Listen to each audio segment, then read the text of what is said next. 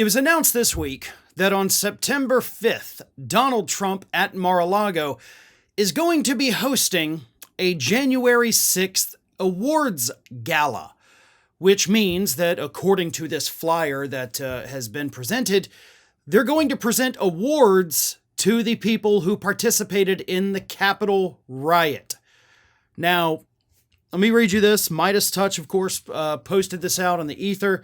The event description says, "We gather to pay tribute not only to these individuals, but to all J6 defendants who have shown incredible courage and sacrifice." And of course, the whole thing is to raise money for the legal defenses of some of the remaining defendants. And this might be the dumbest thing I've ever seen in my life. Honest to God, at this point, it really feels like Donald Trump is trying to lose this election. Like, why would you even do that? Why would you want to draw attention to your failed coup attempt this close to an election? It's literally on the day, 2 months away from Election Day. And you're reminding the American public of the event that they overwhelmingly hated. So, first thing right there, that is the dumbest political decision I have ever seen a candidate make in the history of ever. Okay? And I'll get more to that in a minute, but there's a bigger problem that Donald Trump has. Let's not forget that as it stands right now, Donald Trump is not only a convicted felon, he's also out on bail. Do you know one of the conditions, according to former federal prosecutors, of being out on bail? Yeah, you're not allowed to associate with known felons. And some of the people that will be in attendance are people who have been convicted, sentenced to jail, and of course released. So Donald Trump is hosting an event for known felons. He will be there. He will be mingling. He will be taking photographs with them, which is a very clear violation of his pre-trial release conditions.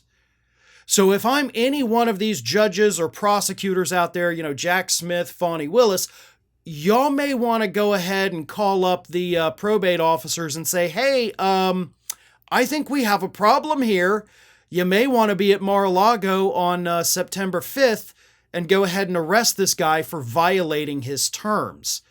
Because again, you're not allowed to associate with known felons. And on September 18th, we still have Donald Trump's sentencing on the books. And even if he's not sentenced to jail time, he will be on some form of probation, which the probation, according to former federal prosecutor Tristan Snell, who, by the way, prosecuted the Trump University case, as part of the probate, you are definitely prohibited from associating with known felons. Now, that's where, of course, things do get a little murky because that is coming up on September 18th. So because he will not be sentenced by then, the September 5th event may not necessarily affect that. But as Snell points out, it's not going to help him either. So when Donald Trump shows up to his sentencing on September 18th, Judge Juan Merchan is going to be able to ask him like, hey man, I noticed a couple weeks ago you held an event where a bunch of felons showed up. So you're cohorting with these convicted felons, people broke the law. I've got to sentence you. And it doesn't speak highly to your character that you're still parading around with other felons, right? It doesn't show that you've seen or you've experienced any kind of remorse for what you did. If anything, it makes it seem like you're kind of doubling down on criminal activity here. And that's just with the sentencing.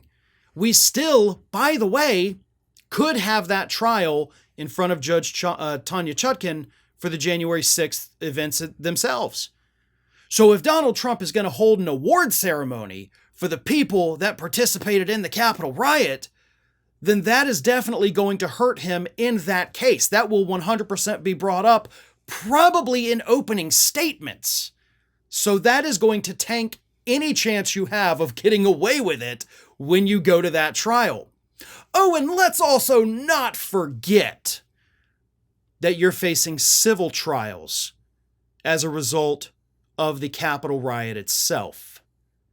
You can go ahead and kiss those goodbye. If you do go through and you hold this event, you will lose those civil cases faster than you've lost any other case in your life. Because this will prove, beyond a shadow of a doubt, that you supported these individuals, you supported what they did, but more importantly, you are now celebrating and giving them awards for what they did that day. And you're being sued for that. Do you not realize this? Again, absolutely the dumbest legal mistake that he can make. But let's go more into the campaign issue, right? Because this goes far beyond just creating a world of legal problems for Donald Trump. This is going to be held 2 months prior to Election Day. Do you think there is any undecided voter out there in this country that is going to look at this, remembering January 6th, which, for the record, I don't know if you were watching, but at the DNC convention this week, they did show more footage that had not previously been seen from the Capitol riot. So now, once again, fresh on everybody's minds, they remember how horrible that day was. And Donald Trump is going to be honoring that day. He's going to be honoring these people that took part in it, these felons. You know, the ones that have been convicted, of course, I'm talking about. But that's not going to win over a single new voter. It will turn off countless voters, though. You will absolutely lose support for holding this event. So it's like I said at the beginning, it almost feels like Trump is trying to lose. You don't make decisions like this if you think you're going to win. So here's my theory. Donald Trump is showing his support for these people. You know, almost 4 years after they did it, he's finally, okay, let me cozy up to these people. Why? Because he knows he's going to lose in November. And he knows that he's going to want another Capitol riot.